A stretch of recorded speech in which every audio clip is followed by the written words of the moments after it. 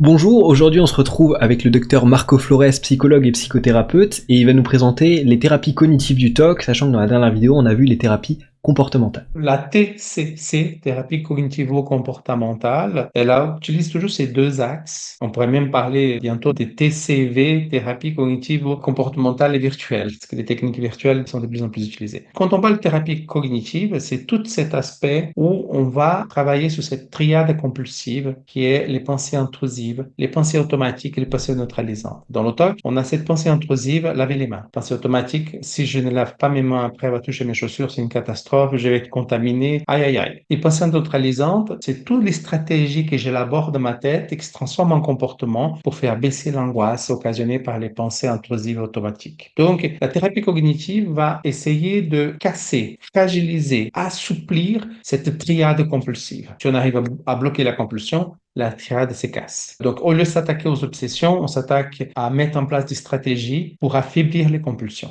Évidemment, on va essayer de faciliter le détachement, c'est-à-dire voir la réalité telle qu'elle est et pas telle que la personne craint l'être. Donc, on a les techniques comme la flèche descendante, qui est une technique qui permet d'interroger les schémas impliqués. Alors, l'utilisation est occasionnelle, l'efficacité relative. Donc, il faut bien savoir à quel moment on applique cette technique et pas à tout bout de champ. On a néanmoins la remise en question de l'obsession. Par exemple, alors ça a l'air simple, mais c'est pas si simple que ça. Quelle est la probabilité que l'obsession se réalise? On va créer un dialogue avec le patient afin de l'aider à réaliser que la réelle probabilité est beaucoup plus basse parfois et assez souvent nulle. Parce qu'en réalité, je n'ai jamais vu, je n'ai jamais entendu la réalisation des obsessions. Combien même les patients croient et dur comme fer que cela va réaliser. Ça, c'est une approche qui est donc, on appelle un discours socratique, qui est quelle est la probabilité que l'obsession réalise? Existe-t-il d'autres interprétations à la citation obsédante? Recueillir des avis extérieurs, ranger les interprétations par arguments pour et contre, établir la probabilité de chaque interprétation, établir un scénario rationnel, sont toutes des stratégies cognitives, quelques-unes plus fréquentes que d'autres, le but étant toujours de faire une sorte que le patient puisse avoir la réalité telle qu'elle est et pas telle qu'il craint. Et par conséquent, de augmenter la probabilité de faire des techniques d'exposition qu'on a abordées dans la vidéo précédente, des EPR, exposition prévention de réponse. La flèche descendante, du coup, je suis pas sûr d'avoir bien saisi la méthode. La technique de flèche descendante, c'est une technique qui est utilisée occasionnellement. Elle a une efficacité qui est très relative. Donc, il faut bien choisir un moment précis. C'est-à-dire quand je vais mettre en évidence que ce que la personne craint est dû à un schéma, est dû à la réalité telle qu'elle. Alors, la personne dit, ouais, je dois laver mes mains. C'est très important pour moi. Alors, si c'est très important pour vous que vous devez laver les mains, cela signifie quoi? Et on va faire ce dialogue répétitif jusqu'à la personne mette en évidence que c'est un schéma qui pousse pas la réalité telle qu'elle. Donc du coup, la flèche descendante, ce serait plutôt pour mieux permettre de comprendre un petit peu le fonctionnement, et la remise en question pour relativiser un petit peu la probabilité que... Ouais. J'insiste, c'est une technique qui est à certains moments intéressante à faire, elle n'est pas fréquente. Son efficacité est relative et son utilisation est occasionnelle. Et pour le coup, la remise en question est plus répandue. Exactement. Tous les questionnements qu'on va utiliser qui rentrent dans cette catégorie des remises en question de l'obsession, elle est beaucoup plus souvent, certaines plus efficaces que l'autre, mais par exemple, tout bêtement, quelle est la probabilité que cette obsession se réalise? Elle a une efficacité assez intéressante. Maintenant, il faut prendre le temps pour construire tout ce qui va venir comme réponse. Donc, si on pose la question telle qu'elle, et avec une intention des réponses fermées, on est coincé. Donc, il y a tout un savoir-faire pour faire que,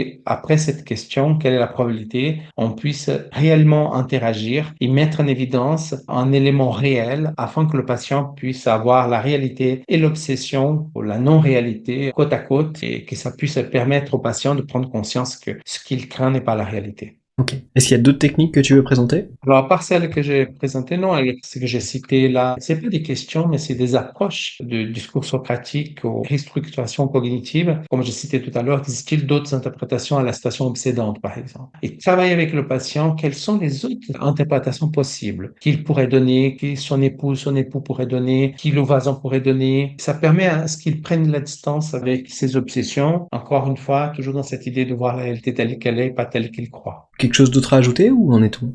On a un outil qui est intéressant, s'appelle MemoFlash. C'est toute une fiche qui permet de mettre en évidence les raisons pour lesquelles cette angoisse existe, quelles sont les interprétations possibles qu'il doit faire comme conduite comportementale adéquate. C'est donc un mémo, comme le dit Flash, que le patient est censé garder avec lui. Et quand il est assailli par l'obsession, il le lit mécaniquement 3 fois. C'est une sorte d'ensemble de pensées alternatives non obsessionnelles qui vont être lues. Le but étant de contrebalancer tout le circuit cognitif obsessionnel.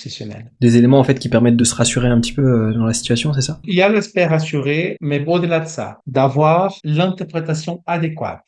D'accord. Évidemment, pas placé comme ça. Quand on a composé le mémo flash, au terme de ce mémo flash est le résultat de tout un travail cognitif. Donc, le patient réalise que le mémo flash traduit la réalité réellement, combien même il n'arrive pas encore à la maîtriser. En d'autres termes, en psychiatrie, on va dire égosyntonique, égodystonique. Le patient peut être égosyntonique. Tout le monde voit que ce comportement n'est pas bon, mais il ne réalise pas tout à fait. Et l'idée, du point de vue cognitif, c'est de le rendre très égodystonique avec ses obsessions afin de donner du sens pour s'y opposer. Ça permet une relecture en fait, du coup, des événements. Voilà. Ok, très bien. Ben, merci beaucoup Marco, j'espère que ça vous aura intéressé. Je vous laisse en description la playlist avec toutes les vidéos sur le TOC, puis on se dit à une prochaine. Ciao.